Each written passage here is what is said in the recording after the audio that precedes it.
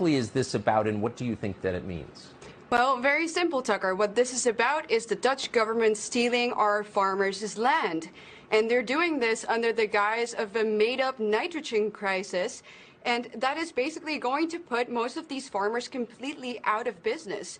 And thankfully, the Dutch farmers aren't having it. So they're going out on the streets, they're blocking distribution centers, they've blocked the high roads, they are fighting back.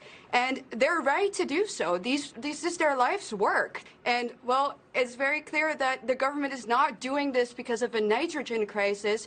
They're doing this because they want these farmers' land, and they want it to house new immigrants. They also want it because the farmers are obviously standing in their way of the great reset plans that they have for us.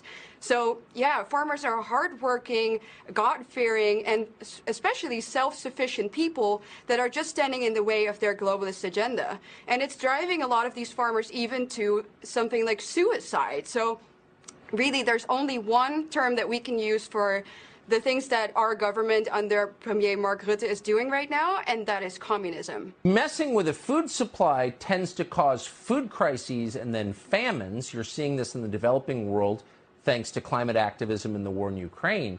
Are normal Dutch citizens who aren't farmers worried about what happens when you shut the farms down? We should be worried about the big things, and the food supply is the biggest thing. So we appreciate that explanation. Eva Vardingerblik, thanks so much for joining us. Absolutely. They understand it. No farmers, no food. And that's why the farmers have blocked these distribution centers, because within a matter of a couple of hours, we saw that the supermarkets were empty. And ordinary citizens understand this. The problem is that the state doesn't seem to understand this, or it's what they want.